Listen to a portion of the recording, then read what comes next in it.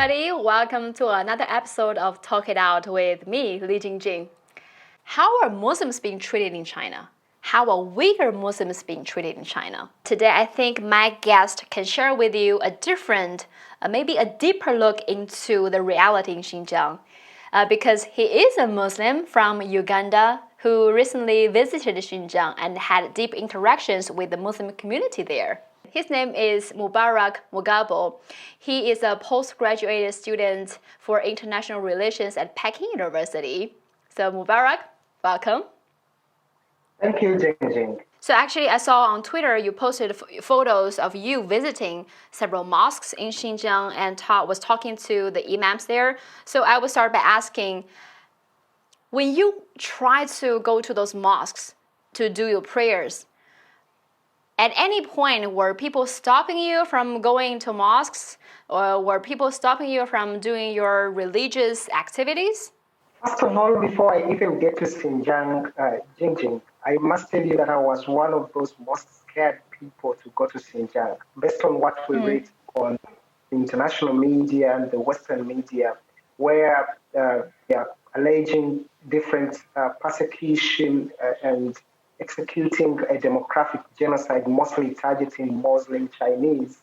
I was very scared to go to Xinjiang.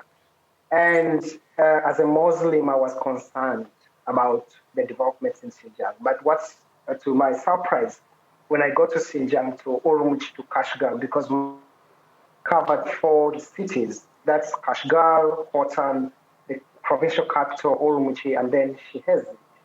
Yeah, immediately we got to Xinjiang, I was very overwhelmed by the number of mosques I saw on the streets as I'm heading to Urumqi, to Kashgar, to Hotan, and to Shihezi. You would see a number of mosques, and then before you even get to visit.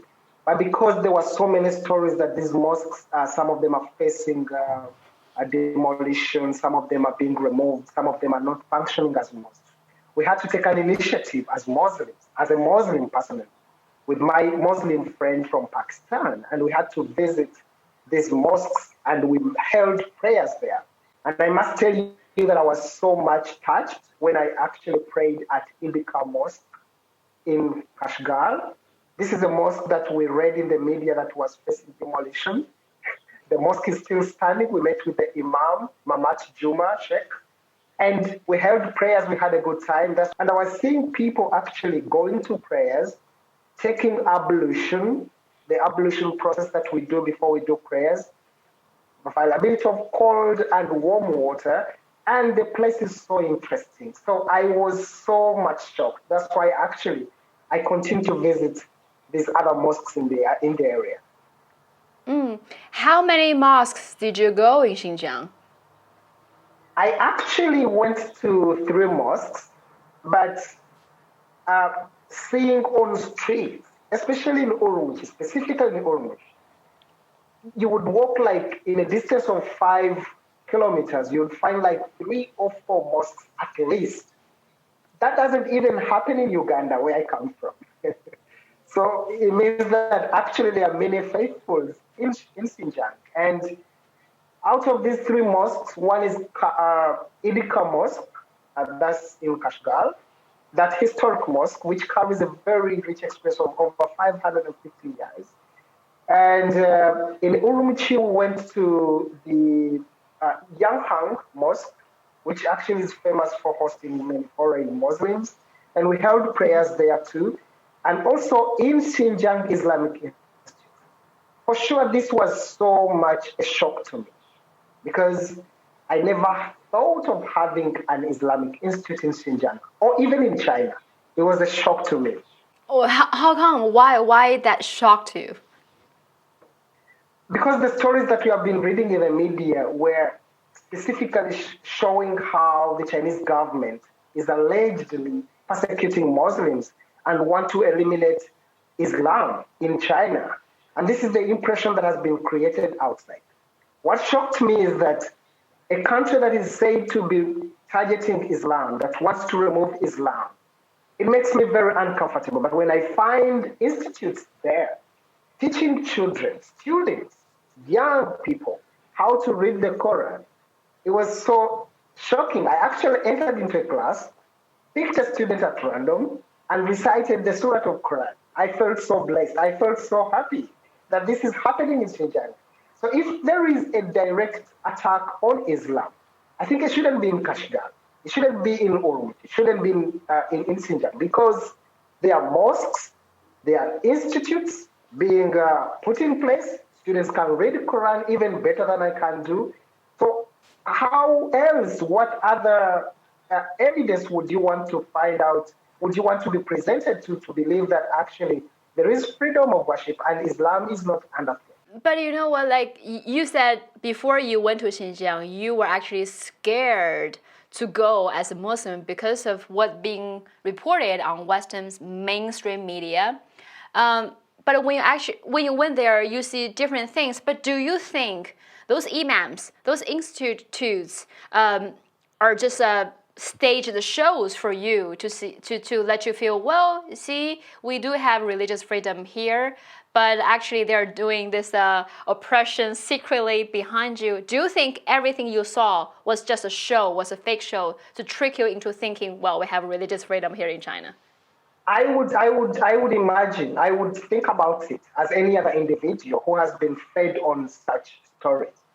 But there are two things that actually can make you understand that this is not a staged mosque. First of all, you could not have a mosque that is fully fledged with the Quran, that you enter there and people are praying. Mosques are still preserved the way they are. They have very good ablution areas, which many mosques in Africa don't have. They have warm water, they have cold water.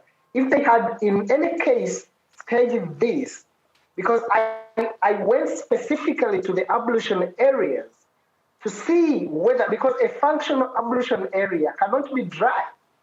It can't, because people keep on visiting. Now, all the ablution centers that I visited in these mosques are actually functional and they are wet. So that actually rules out that. But also, if you get into these mosques, you realize that actually there are other people coming in to pray in those same mosques. Why would actually somebody teach someone religion? Why would such an institute being put in place just for a show? Yet actually students are being taught the true Quran, the only Quran that we also read from Uganda and from elsewhere in the world.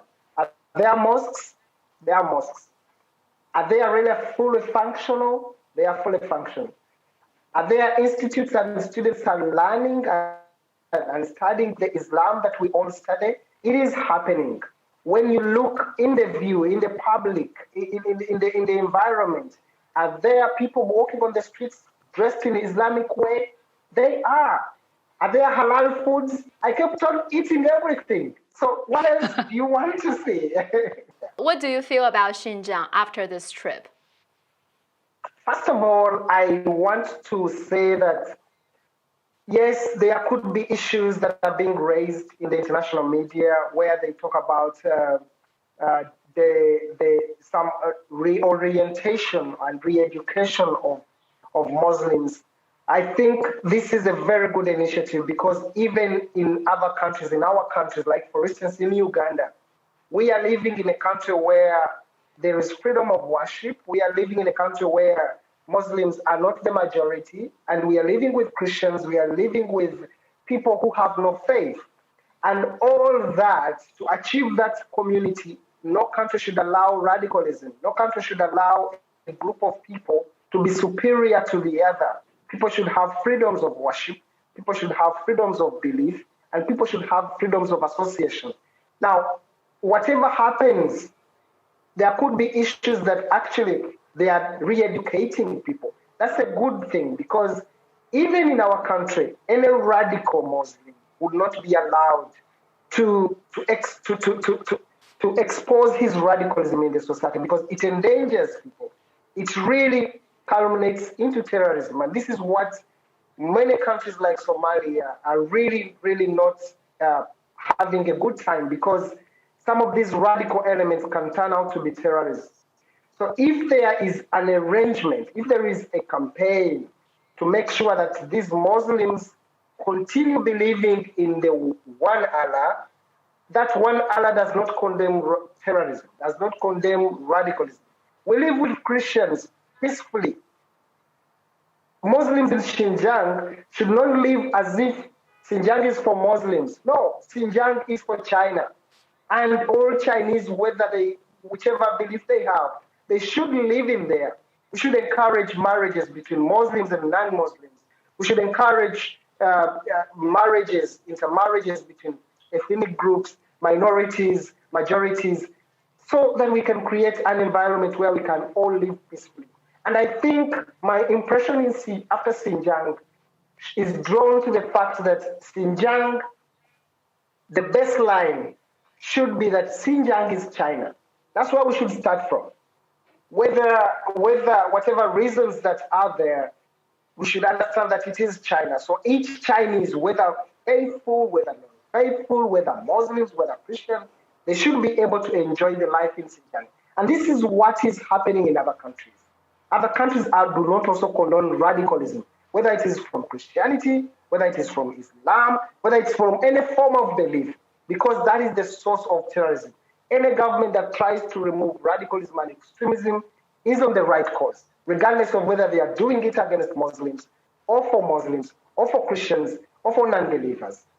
I mean, as a Muslim yourself, I'm wondering, how do you see this care coming from the several main Western countries? How do you see? Do they really care about Muslims? What's your thought? I think they do not have more authority to talk about protecting the rights of Muslims, because most of the Western countries are the ones that have caused mayhem in many Muslim majority countries.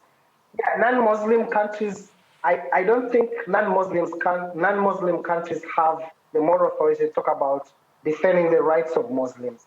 However, rights of everyone should be defended, regardless of their beliefs, regardless of their faith, regardless of whoever they are and wherever they are. The point is, if they do care so much about Muslims, why would they actually instill mayhem in majority Muslim countries elsewhere? Forget about Xinjiang. But also, what you should understand is that many Muslim majority countries have approved this deradicalization program, because they are also faced with these extreme characters, these extreme elements. And the fact that the Western countries are crying louder than the Muslim countries, that is also so much requires a lot of interrogation, because why would they do that? Even Muslim countries, even our countries, we have faced terrorism before. But actually the Islam that was taught to our parents, the Islam that the parents taught us, does not condone any kind of terror. So no one should hijack our faith in the name of defending human rights. People should be accountable. People should actually account for their crimes they commit, regardless of whether they're Muslims or not Muslims. No one should hide behind that. So if somebody claims that the Muslims are targeted in Xinjiang, should Muslims endanger the lives of others? No. Everybody should be accountable for his crimes that he commits, regardless of Muslim or non-Muslim or non-believer. So our faith condones love, condones coexistence. It does not in any way condone inflicting on the rights of others because they are not Muslims. And whoever holds that teaching must be de-radicalized, whether in China, whether in Uganda, where I come from, and wherever they are, because that is the exact and the ultimate source of terrorism. I think when you were in Xinjiang, you probably already saw the security controls is much stricter in Xinjiang than anywhere else in China. And you mentioned earlier, because there was a serious terrorism attacks in Xinjiang for a really long time, for decades. Only in recent, probably 5 years, there were no attacks. But still, the security control is stronger than elsewhere, and that was to kind of like part of the de-radicalization and to protect the public safety. But I do see a lot of reports from some media, mainstream media, they use that as an issue. They are painting Xinjiang as a police state, painting Xinjiang as a open-air prison. So I'm wondering, how do you see, when you were there, was the security control an issue for you? How do you see this, all these security controls and de-radicalization measures in Xinjiang? Anything that involves security, anything that involves national security, national sovereignty, the issues of faith are usually secondary. What is primary is preserving the national sovereignty, is preserving national security.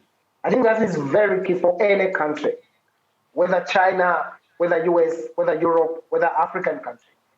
There should be that line. There should be a preservation of national security, national stability, national sovereignty. Those principles must be underlined. Now, whether their targets Christians or Muslims or in Xinjiang, as we hear, there should be reasons why it is done that way, because it is clearly evident that there are people who are hiding behind our faith. There are people who are hiding behind Islam. What else do you want? What Islam are they talking about? We are talking about Islam that helps you fulfill the 5 pillars of Islam. Is there any pillar that in Xinjiang is broken? I doubt it is there. In Xinjiang, if they were not allowed to pray, you would say, okay, there are issues here. But if people are really are made to pay for their atrocities they commit, they shouldn't hide under any umbrella. They shouldn't hide under our faith, because our faith is not a faith for terrorists. Our faith is not a faith for people who want to achieve their political aspirations. Whether you want to play international politics, whether you want to play international politics, we are not in that. Our faith is based on 5 pillars. And these pillars, if they are not touched, I don't know which Islam they are talking about. I don't know which Islam Michael Pompeo is talking about.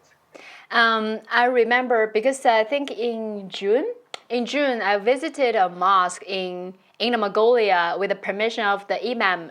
He's a Hui imam, and he just opened the gate of his mosque and invite us, all of us, to come in.